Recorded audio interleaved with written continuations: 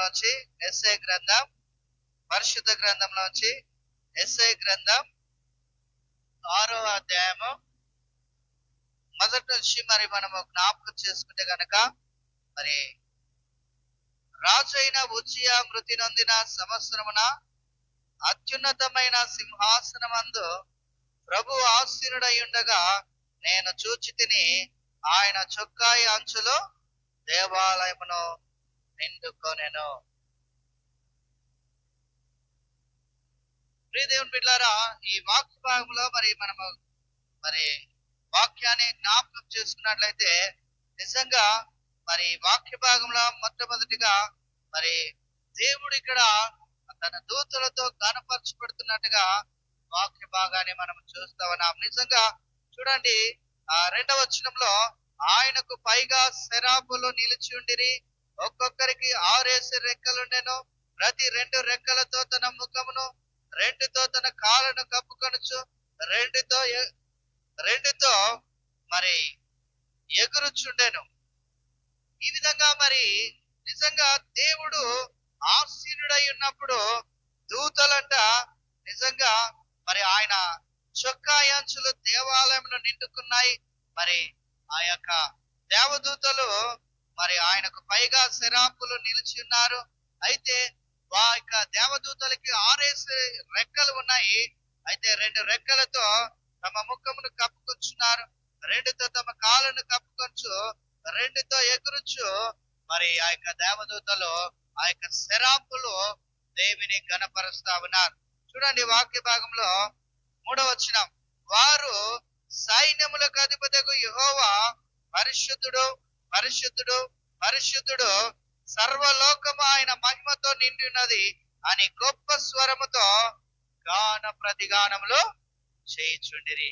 చూడండి ప్రియ దేవుని బిడ్డలారా, దేవదూతలు దేవుని ఆరాధిస్తా ఉన్నారు. దేవదూతలు దేవుని ఆరాధిస్తా ఉన్నారు. అయితే ఈ యొక్క దేవదూతలు దేవుని పరిశుద్ధుడు, పరిశుద్ధుడు, పరిశుద్ధుడు, సర్వలోకము ఆయన మహిమతో నిండి ఉన్నదని గొప్ప స్వరముతో దేవుని గణపరుస్తా ఉన్నారు, గొప్ప స్వరముతో దేవుని ఆరాధిస్తా ఉన్నారు. ఈ వాక్య భాగంలో మనం జ్ఞాపకం చేసుకుంటే కనుక 4వ వచనంలో, వారి కంఠ స్వరము వలన గడప కమ్ముల పునాదులు కదులుచు మందిరము ధూమము చేత నింపబడగా, మందిరం అంతా కూడా ధూమము చేత నింపబడినట్టుగా మనం చూస్తున్నాం. ఈ యొక్క దేవుని మహిమపరుస్తున్నప్పుడు దేవదూతలు ఇక్కడ గొప్ప సంఘటన జరిగింది. చూడండి 5వ వచనంలో ఒక మానవుడైనటువంటి ప్రవక్త మనకు కనబడతాడు. ఆయన ఎవరంటే యెషయా ప్రవక్త. ఎవరు? యెషయా ప్రవక్త. ఆయన నిజంగా 5వ వచనంలో అంటున్నాడు, ఏమంటున్నాడంటే, అయ్యో నేను అపవిత్రమైన పెదవులు గలవాడను, అపవిత్రమైన పెదవులు గల జనుల మధ్యను నివసించువాడును, నేను నశించి తిని, రాజును సైన్యములకు అధిపతి యెహోవాను నేను కన్నులారా చూచి తిని అనుకొంటిని. ఈ వాక్య భాగంలో ప్రాముఖ్యంగా మనము గమనించినట్లయితే, నిజంగా ఇక్కడ ప్రవక్త అయిన యెషయా తన పాపమును గుర్తించినట్టుగా మనం చూస్తూ ఉన్నాం. దేవదూతలు దేవుని ఆరాధిస్తున్నారు. దేవుడు ఆ యొక్క సింహాసనంపై ఆసీనుడైనాడు. మందిరం అంతా ఆయన చొక్కాయలతో నిండుకున్నది. నిజంగా గాన ప్రతిగానములు దేవదూతలు చేస్తూ ఉన్నారు. నిజంగా మందిరం ధూమంతో నింపబడి ఉన్నది. అయితే ఇక్కడ చూడండి, నిజంగా ఆయన తన యొక్క పాపమును తెలుసుకున్నట్టుగా మనం చూస్తున్నాం. చూడండి, అయ్యో నేను అపవిత్రమైన పెదవులు గలవాడను అంటున్నాడు. ఎవరు? ప్రవక్త అయినటువంటి యెషయా గారు. యెషయా ప్రవక్త తన తప్పును తెలుసుకున్నట్టుగా మనం చూస్తున్నాం. అయ్యో నేను అపవిత్రమైన పెదవులు గలవాడను, అపవిత్రమైన పెదవులు గల జనుల మధ్య నేను నివసించు వాడను, నేను నశించి తిని, రాజును సైన్యములకు అధిపతియగు యెహోవాను నేను కన్నులారా చూచి తిని అనుకొంటిని. చూడండి ఈ యొక్క వాక్య భాగంలో ఎప్పుడైతే తన తప్పును ఇక్కడ గుర్తించాడో ప్రవక్త అయినటువంటి యేసయ్య, మరి ఆ యొక్క దేవదూతల్లో ఒక దేవదూత ఆయన దగ్గరికి వచ్చింది. ఎవరి దగ్గరికి? ప్రవక్త అయినటువంటి యేసయ్య దగ్గరికి వచ్చి, చూడండి 6వ వచనంలో, అప్పుడు ఆ సెరపులలో నొకడగు తాను బలిపీఠం మీద నుండి కారుతో తీసిన నిప్పును చేత పట్టుకొని నా యొద్దకు ఎగిరి వచ్చి నా నోటికి దాన్ని తగిలించి, ఇది నీ పెదవులకు తగిలను గనుక నీ పాపమునకు ప్రాయశ్చిత్తమాయెను, నీ దోషము తొలగిపోయెను అనెను. చూడండి ప్రియమైన బిడ్డలారా, నిజంగా ఆ బలిపీఠం నుండి, ఆ యొక్క సింహాసనం దగ్గర ఉన్న బలిపీఠం నుండి ఒక దేవదూత దిగి వచ్చి ఒక కారు నిప్పుతో మరి ఆయన పెదవులకి తొలగించినప్పుడు కదా, మరి నిజంగా ఆయన పాపము మరి తొలగిపోయినట్టుగా మనం చూస్తూ ఉన్నాం. ఆ యొక్క దేవదూత సెలవిస్తూ ఉన్నది ఏమనంటే, ఇది నీ పెదవులకు తగిలను కనుక నీ దోషము తొలగిపోయెను అనేను.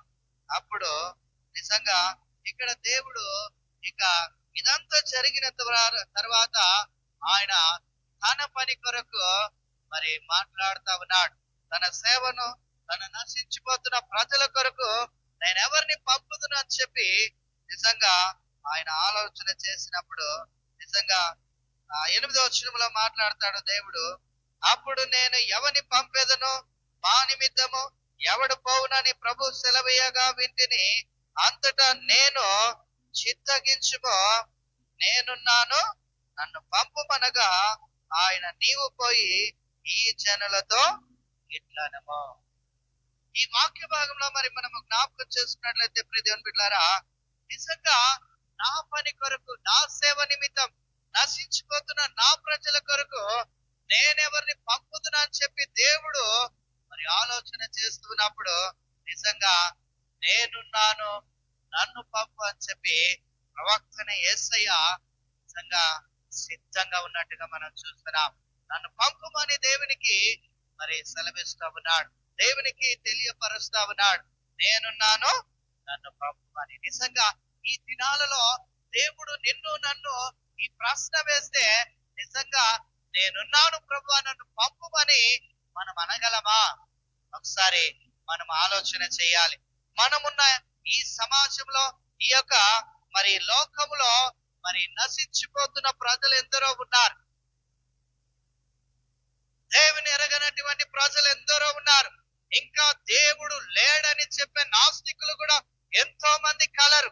అయితే దేవుడు నీతో ఈ మాట ఒకవేళ పలికితే, మన మధ్యలో దేవుడు మాట్లాడితే, నేను ఎవరిని పంపుదునో, నశించిపోతున్న నా ప్రజల కొరకు నేనెవరిని పంపుదునని చెప్పి మరి నిజంగా మనతో మాట్లాడితే, నిజంగా నేనున్నాను, నన్ను పంపు అని నీవు నేను చెప్పగలమా? ఒకసారి మనల్ని మనము పరీక్ష చేసుకోవాలి. నిజంగా ఇక్కడ ప్రవక్త అయినటువంటి మరి యేసయ్య ప్రవక్త గారు నేనున్నాను అన్నాడు. నేనున్నాను, నన్ను పంపుము. దేని కొరకు?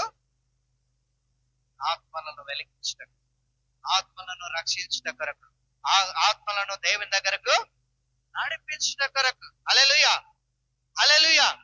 దేవుని సంగమా, దేవుని బిడ్డలారా, నిజంగా ఈ యొక్క ప్రవక్త అయినటువంటి యేసయ్య ప్రవక్త లాగా నీవు నేను ఉంటే ఎంత బాగుంటది. నిజంగా రాజ్యాలు మార్చబడతాయి. హల్లెలూయా.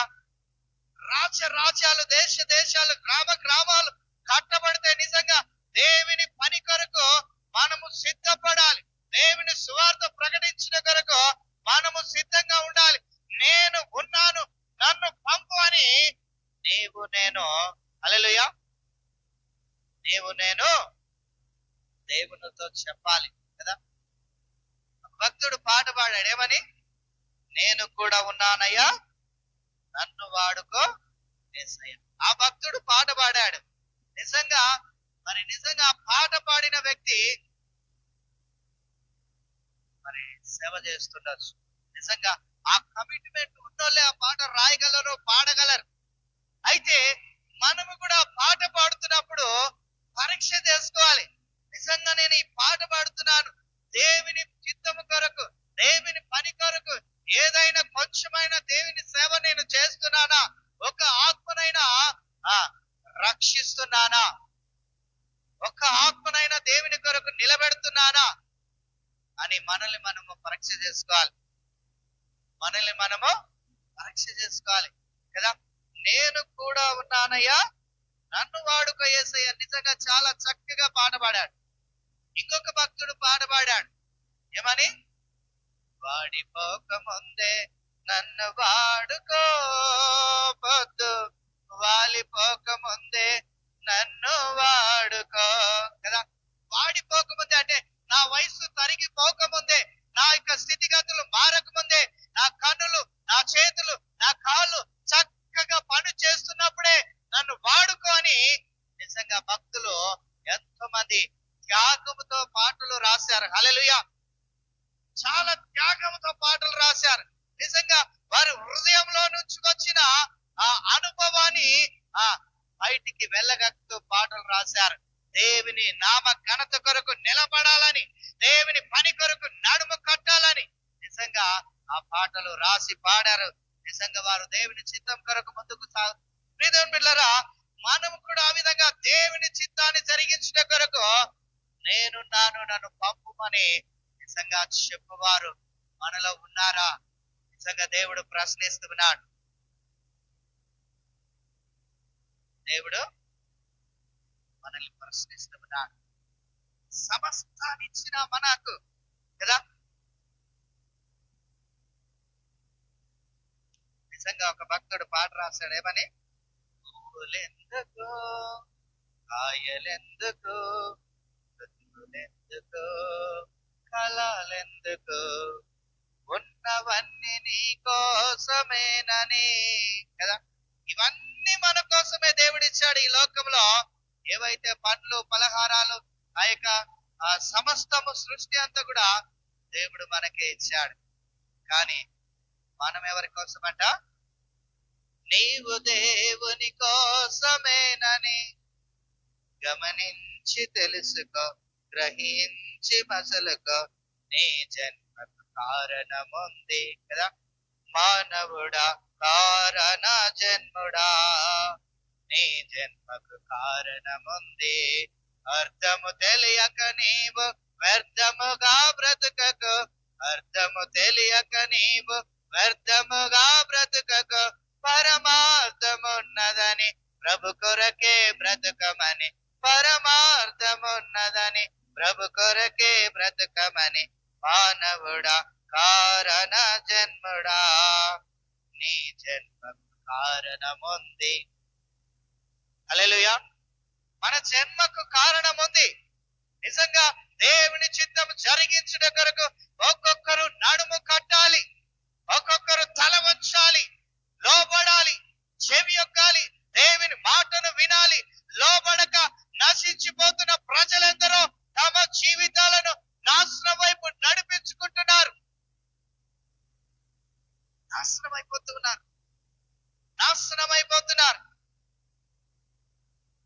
ఒక్కరినైనా, ఒక ఆత్మనైనా రక్షించానా, నీకై వెలిగించానా, ఇప్పటికైనా నీ కోసం నే కష్టపడతానయ్యా, ఇప్పటికైనా నీ కోసం నే కష్టపడతానయ్యా. నాకున్నవన్నీ నీ పనిలో వాడనిస్తానయ్యా, నాకున్నవన్నీ నీ పనిలో వాడనిస్తానయ్యా. ఏం చేశానయ్యా నీ కోసం ఈ బ్రతుకునిచ్చావని, ఏం మోసానయ్యా నీ కోసం నీవు నన్ను చూసావని. ప్రాణమిచ్చావయ్యా కదా. సమస్తాన్ని దేవుడు మనకిచ్చాడు. కానీ నిజంగా ఆయన చిత్తమేంటో తెలుసుకొనక, గ్రహించక మనము సమయాన్ని వృధా చేస్తున్నాం. సమయాన్ని సద్వినియోగము చేసుకోమని దేవుని యొక్క వాక్యం సెలవిస్తుంది. ఎందుకు సద్వినియోగం చేసుకోవాలి అనంటే దినములు చెడ్డవి అంటుంది. అందుకే అజ్ఞానంగా ఉండద్దు, జ్ఞానము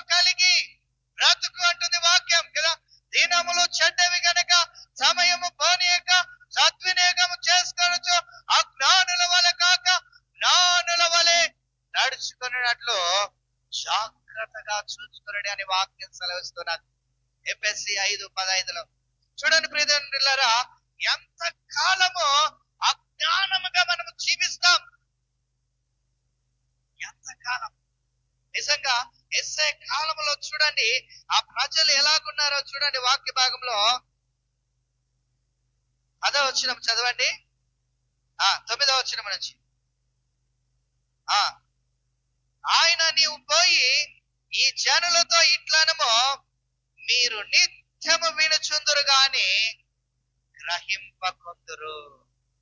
చూడండి, నిత్యము వింటారు గాని అరే ఇది నిజమేనా, ఇది సత్యమేనా, నిజంగా సత్యాన్ని ఎందుకు చాటి చెప్పకూడదు, సత్యము కొరకు నేను ఎందుకు సాక్షిగా నిలబడకూడదు, సత్యాన్ని నేను ఎందుకు సర్వలోకానికి తీసుకెళ్ళకూడదు. నువ్వు సత్యాన్ని చాటి చెప్పకపోతే అబద్ధం విస్తరిస్తుంది. అబద్ధం విస్తరించిందంటే అన్యాయము మొదలవుతుంది. అన్యాయం మొదలైందంటే ఆటంకం మొదలవుతుంది. ఆటంకం మొదలయ్యిందంటే ప్రమాదం స్టార్ట్ అవుతుంది. ప్రమాదం జ్ఞాపకం చేసుకోండి ప్రియమైన బిడ్డలారా. ఏమంటున్నారో చూడండి, మీరు నిత్యము వినుచుందరు గాని గ్రహించకుందరు అని వాక్యం సెలవిస్తుంది. నిజంగా మనము గ్రహిస్తూ ఉన్నామా? మన పనులు మనమే చేసుకుంటున్నామా? గ్రహించాలి ప్రియమైన బిడ్డలారా. ఇంకా అజ్ఞానంగా బ్రతకొద్దు, ఇంకా అజ్ఞానంగా జీవించకూడదు. జ్ఞానముతో జీవితాన్ని గడపాలి. నీవు దేవుని కోసం కదా. పువ్వులెందుకు, కాయలెందుకు, ఋతువులెందుకు, కళలెందుకు, ఉన్నవన్నీ నీ కోసమేనని, నీవు దేవుని కోసమేనని గమనించి తెలుసుకో, గ్రహించి మసులుకో.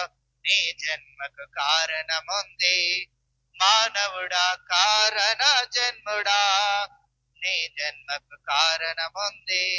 అర్థము తెలియక నీవు వ్యర్థముగా బ్రతుకకు, అర్థము తెలియక నీవు వ్యర్థముగా బ్రతుకకు. పరమార్థమున్నదని ప్రభు కొరకే బ్రతుకమని, పరమార్థమున్నదని ప్రభు కొరకే బ్రతుకమని. మానవుడా, కారణ జన్ముడా, నీ జన్మకు కారణముంది. నిజంగా జ్ఞాపకం చేసుకుందాం ప్రియమైన బిడ్డలారా. నిత్యము వినుచుందురు గాని గ్రహించకుందురు అని వాక్యం సెలవిస్తుంది.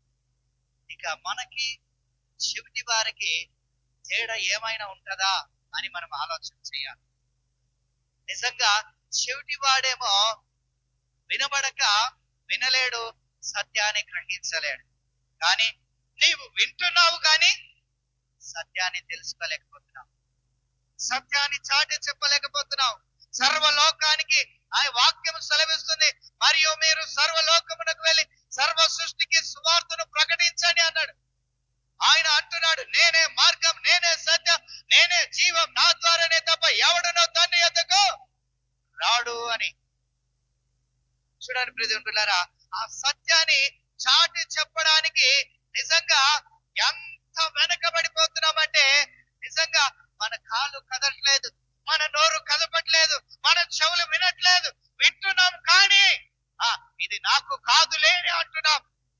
కానీ ఎస్ఐ ప్రవక్త చూడండి, నేనున్నాను ప్రభువా నన్ను పంపు అంటున్నాడు. నేనున్నాను ప్రభువా నన్ను పంపు. వృద్ధాపంలో నీవు సేవ చేయగలవు కదా. మోసే ఎప్పుడు సేవ చేశాడు? 80 ఏళ్లకు చేశాడు. అన్న ప్రవక్తిని 84 ఏళ్ళు పరిచర్య చేసింది. 84 ఏళ్ళు. హల్లెలూయా. ఆ వయసు అంటే మనది నిజంగా ఇక నడవగలుగుతామో లేదో, కానీ ఆ వయసులో కూడా వాళ్ళు సేవ చేయగలగారు. అయితే దేవుని పని చేస్తున్నప్పుడు దేవుని శక్తితో నీవు కదులుతావు. హల్లెలూయా, హల్లెలూయా. సో ప్రియమైన బిడ్డలారా, ఈ మాటలు వినుచున్న దేవుని సంగమా, దేవుని బిడ్డలారా, ఎస్ఏ ప్రవక్త కాలంలో నిజంగా ప్రజలందరూ కూడా చాలా భయంకరమైన స్థితిలో ఉంటున్నారు. నిజంగా అంటున్నాడు చూడండి, మీరు నిత్యము వినుచుందరు గాని గ్రహింపకుందరు, నిత్యము చూచుచుందరు గాని తెలుసుకొనకుందురు. ఆ వారు కన్నులతో చూచి, చెవులతో విని, హృదయంతో గ్రహించి, మనసు మార్చుకొని స్వస్థత పొందకపోనట్లు ఈ జనుల హృదయము రొవ్వు చేసి వారి చెవులు అందపరిచి వారి కన్నులు ఊహించుమని చెప్పాను. ఇక లాస్ట్ కి నిజంగా ఇక అన్ని మూయబడతాయి. మనము ఇప్పుడు విని కూడా విననట్టుగా, చూసి కూడా చూడనట్టుగా, తెలిసి కూడా తెలవనట్టుగా, దేవుని చిత్తాన్ని చేయాలని తెలిసి కూడా చేయకుండా ఇలాగ బ్రతికితే గనక నిజంగా దేవుడు తన వాక్యం ద్వారా సెలవిస్తూ ఉన్నాడు. ఏమనంటే వారి కన్నులు మోయించుమని చెప్పాను. చూడండి ప్రియమైన బిడ్డలారా, ఇలాంటి పరిస్థితి దిగజారితే నిజంగా భయంకరంగా మారిపోతాం.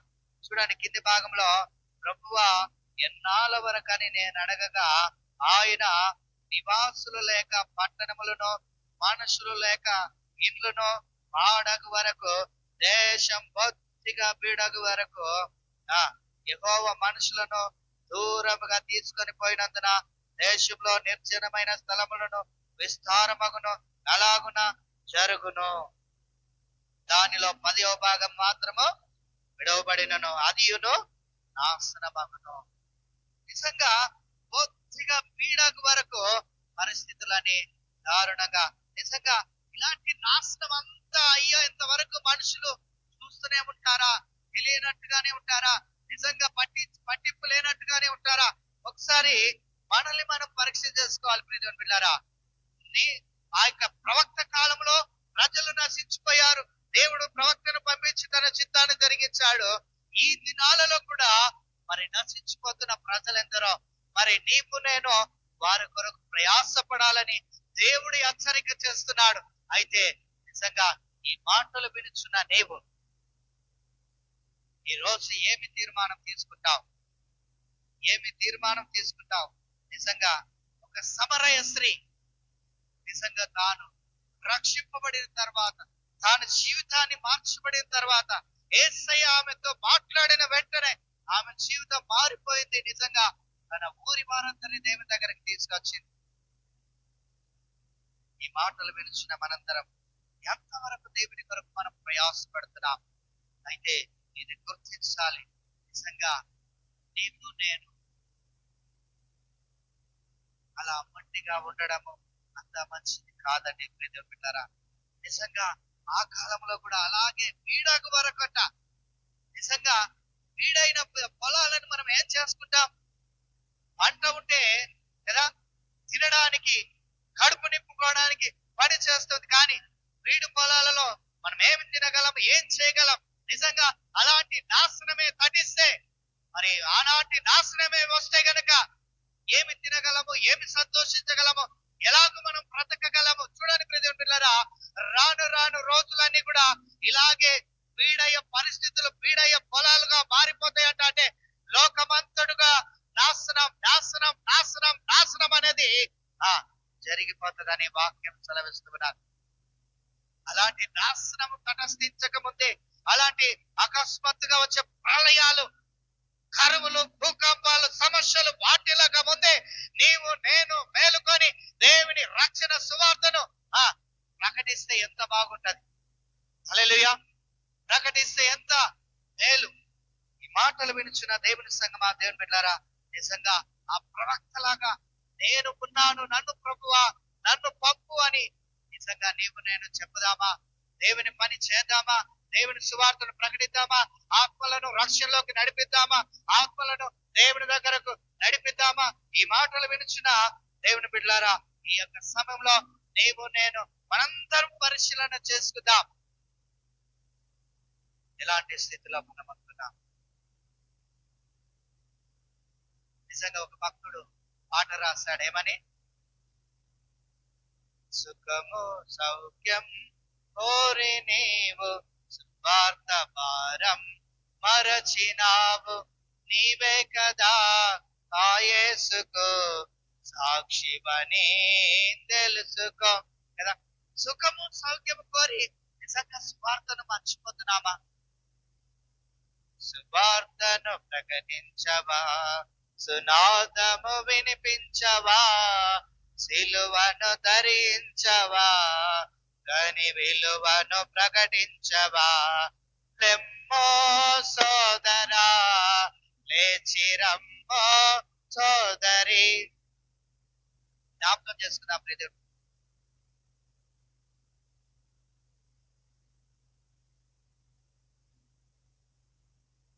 జ్ఞాపకం చేసుకుందాం. నిజంగా మందుల ముందర ముత్యాలు చేస్తే ఎలా ఉంటది? ఎలా ఉంటది చెప్పాలి? ఎలా ఉంటది? ప్రయోజనం ఏముండాలి? ఉంటదా? ఏమైనా ప్రయోజనం ఉంటుందా? ఏమైనా ప్రయోజనం ఉంటుందా? వాక్యంలో ఒక మాట సెలవిస్తుంది ఏంటంటే, కడుపు నిండిన వాడు తేనె పట్టునైనా తొక్కి వేస్తాడట, కానీ ఆకలి కొనిన వానికి చేదైనా కూడా తీయగా ఉంటదట. అయితే ఎందుకు ఈ మాటలు నేను చెప్తున్నానంటే, నిజంగా వాక్యం విని విని విని విని విని విని మన కడుపు నిండిపోయిందేమో. ఆలోచన చేయాలి. కడుపు నిండిపోవడం కాదు, అనేకులకు సువార్త వెదజల్లాలి, నింపుకోవాలి, కానీ అనేకులకు వెదజల్లాలి. హల్లెలూయా, హల్లెలూయా. నిజంగా వాక్యంలో మరి మనం జ్ఞాపకం చేసుకుంటే, మనం కడుపు నిండిన వారమా లేకపోతే ఆకలి కొనిన వారమా, ఎలాంటి స్థితిలో ఉంటున్నాం? ఒకవేళ నిండితే వెదజల్లుదాం వార్త, ఒకవేళ నిండకపోతే ఆకలి కొనింటే విని గ్రహించుదాం, తెలుసుకుందాం సువార్తను. అనేకులకు చాటి చెప్పే వారుగా మరి తీర్మానం చేసుకొని దేవుని కొరకు ప్రయాసపడి వారు ఉండాలి. సువార్తను ప్రకటించవా, సునాదము వినిపించవా, సిలువను ధరించవా, దాని విలువను ప్రకటించవా. లెమ్మో సోదరా, లేచిరమ్మో సోదరి. చూడండి ప్రియ పిల్లరా, నిజంగా మందులు ముత్యాలను గ్రహించలేవు, కానీ దేవుని పిల్లలముగా మనము గ్రహించగలం. దేవుడు మనకంటూ జ్ఞానం ఇచ్చాడు. హల్లెలూయా. దేవుడు మనకంటూ జ్ఞానం ఇచ్చాడు, తెలివినిచ్చాడు, బుద్ధినిచ్చాడు, వివేచనిచ్చాడు, జ్ఞాపక శక్తి ఇచ్చాడు. అయితే నీవు నేను ఆ జ్ఞానాన్ని ఏ రకంగా ఉపయోగించుకుంటున్నాం? దేవుని ప్రణాళిక కొరకు నేను ఉపయోగిస్తున్నామా? మన జీవితాలను మనమే పాడు చేసుకోవడానికా, లేక మన స్వార్థం కొరక? నిజంగా ఒక ధనవంతుడు కదా ఏం చేస్తాడు? ఒక ధనవంతుడు అంట ఆ సంవత్సరం అంట పంట చాలా అద్భుతంగా పండిందండి, అద్భుతంగా పంట పండిందండి.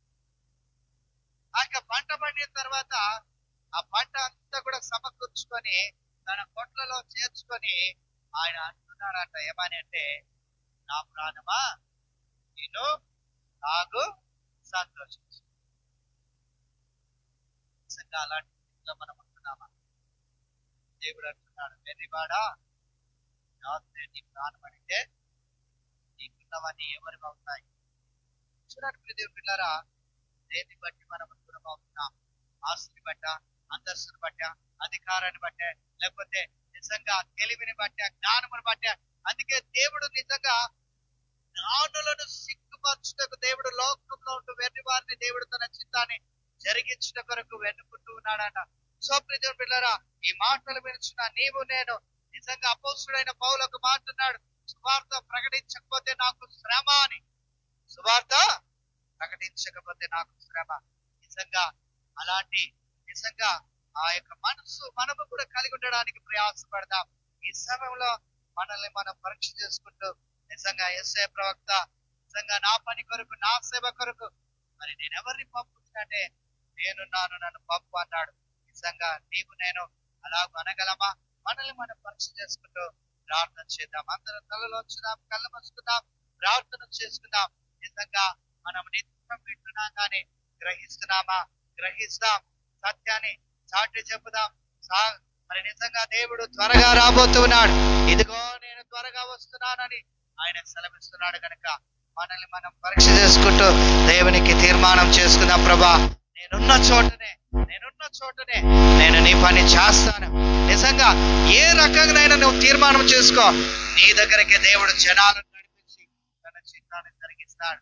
నిజంగా ఈ దినాల్లో చాలా మంది నిజంగా అరణ్యంలో యోహాను గారు వాక్యం ప్రకటిస్తున్నప్పుడు అక్కడికి మరి అనేక అనేక మరి సమరయ, గలిలయ, ఆ యెరూషలేము పట్టణంలో వారిని పంపించి తన సువార్తను మరి ప్రకటించుకున్నాడు. అనేకులు మరి నిజంగా ఆ యొక్క యొర్దాను నదిలో పాపములు ఒప్పుకొని నిజంగా రక్షణ పొందుకున్నట్టుగా మనం చూస్తున్నాం. అయితే ఈ మాటలు వినుచున్న దేవుని సంగమా, నువ్వెక్కడుంటే అక్కడ దేవుడు నిన్ను వాడుకుంటాడు. దేవుని వైపు చూద్దాం. దేవుడు సమయాన్ని దొంగిలించకుండా దేవుని చిత్తం జరిగించిన కొరకు ప్రయాసపడదాం, నడుపు కడదాం. అందరం కూడా దేవుని సన్నిధిలో తీర్మానం తీసుకుందాం. దేవా నేనున్నాను, నన్ను పంపు అని అందరం కూడా ప్రార్థన చేద్దాం. ప్రార్థన చేసుకుందాం. ఎవరు కూడా మౌనంగా ఉండరు. ఈ దినాల్లో నిజంగా తమ పనులు చేస్తూ కూడా సువార్త ఎంతో మంది ప్రకటిస్తున్నారు. చేద్దాం, దేవుని పని చేద్దాం, సత్య సువార్తను చాటి చెప్తాం. మనము రాకడకు సిద్ధపడదాం, అనేకులను సిద్ధపడతాం. అందరం కూడా దేవుని సన్నిధిలో తీర్మానం తీసుకున్నాం. ప్రభువా నేనున్నాను, నన్ను పంపు ప్రభువా అని అడుగుతాం. స్తోత్రం ప్రభువా, అద్భుతకరుడా, ఆశ్చర్యకరుడా, మహిమగల దేవా నీకు వందనాలు. స్తోత్రం ప్రభువా. ఇంతవరకు విన్న వాక్యాన్ని బట్టి నీకు వందనాలు ప్రభువా. ఎంతమంది అయితే ఈ వాక్యాన్ని వినిపడి పడ్డాయో ప్రభువా, తండ్రి నీకు వందనాలు.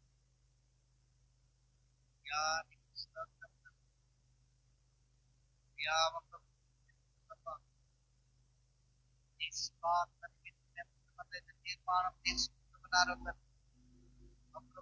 హృదయాన్ని మీరు నీకు మహిమకరంగా నిలబెట్టి నీ చిత్రాన్ని జరిగించుకున్నారు వేడుకుంటున్నాం. అయ్యా నీకు వందనాలు ప్రభు. అయ్యా మా దోషములు మా పాపములు అడ్డుగా ఉన్నట్లయితే తీసివేసి అయ్యా నీ రక్తం అడిగి పరిశుద్ధపరచు. అయ్యా క్షమించి ఆత్మతో అభిషేకించిన ఎంతమంది అయితే తీర్మానం తీసుకున్నారు వారి తీర్మానాన్ని బట్టి మీరే వారిని ఆశీర్వదించి ఆత్మతో నింపి అగ్నితో అభిషేకించి బహు బలమైన బూరులుగా ఒక్కొక్కరు నీవే లేవనెత్తి వాడుకొని మహిమపరుస్తాను. నన్ను మమ్మల్ని మీ చేతులకు అప్పగిస్తూ విత్తబడిన వాక్యం అందరి హృదయాలని ఫలింపచేసి ఆశీర్వదించమని యేసు నామములో ప్రార్థిస్తూ వేడుకుంటున్నా పరమ తండ్రి.